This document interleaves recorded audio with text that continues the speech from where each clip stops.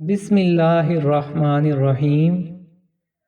ابو جندل رضی اللہ تعالی عنہ اس وقت مسلمان ہوئے جب ان کا گھر اسلام دشمنی کا گڑھ تھا۔ والد سہیل نے ان کے پیروں میں بیڑیاں ڈال کر قید کر دیا اور وہ کئی برس تک اس قید و بند میں گرفتار رہے۔ صلح حدیبیہ کے موقع پر ان کے والد سہیل ہی قریش مکہ کی طرف سے حضور صلی اللہ علیہ وسلم کے پاس مصالحت کے لیے آئے تھے۔ سہیل پہلے بڑے بڑے اسلام مخالفین میں سے تھے مگر فتح مکہ کے موقع پر مسلمان ہو گئے۔ جب صلح حدیبیہ کی شرائط لکھی جا رہی تھیں تو ان میں ایک شرط یہ تھی کہ قریش کا کوئی آدمی خواہ وہ مسلمان ہی کیوں نہ ہو، مسلمانوں کے پاس چلا آئے گا تو مسلمان اس کو واپس کرنے پر مجبور ہوں گے، جبکہ اگر مدینہ سے کوئی آدمی مکہ چلا آیا تو قریش اسے واپس نہیں کریں گے۔ ابو جندل رضی اللہ تعالی عنہ جو اسلام قبول کر چکے تھے اور کفار مکہ کی قید میں تھے، کسی طرح بھاگ کر بیڑیوں سمیت حضور صلی اللہ علیہ وسلم کی خدمت میں حاضر ہو گئے اور اپنے زخم دکھا کر فریاد کی کہ انہیں اپنے ساتھ مدینہ لے چلیں۔ اب یہاں اس بات پر غور کیجئے کہ صلح نامہ ابھی تک مکمل نہیں ہوا تھا اور اس پر فریقین کے دستخط بھی نہیں ہوئے تھے،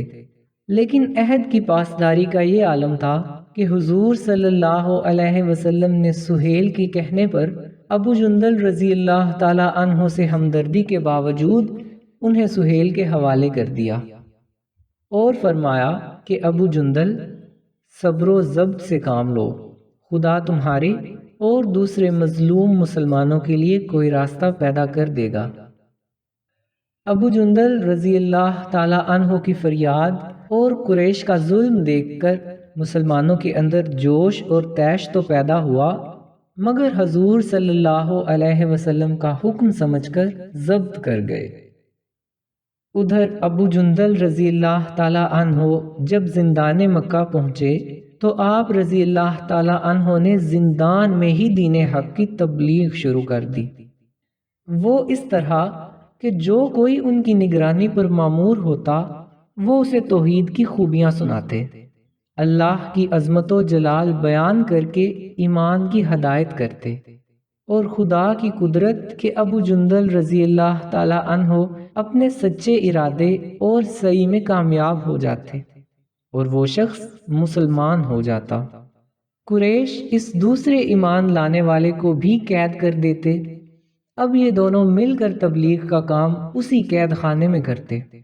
الغرض اس طرح ایک ابو جندل رضی اللہ تعالی عنہ کے قید ہو کر مکہ پہنچ جانے کا نتیجہ یہ ہوا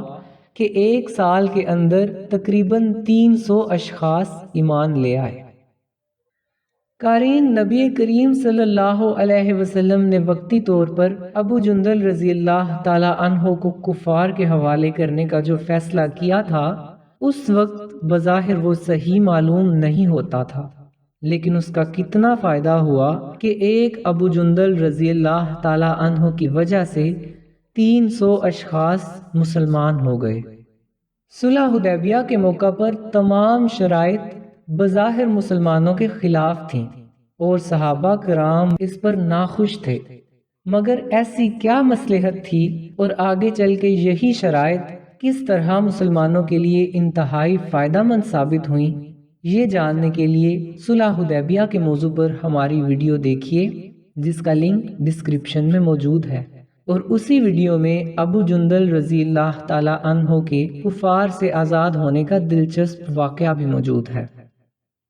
اللہ رب العزت ہمیں اتباع رسول صلی اللہ علیہ وسلم کی توفیق عطا فرمائے، آمین۔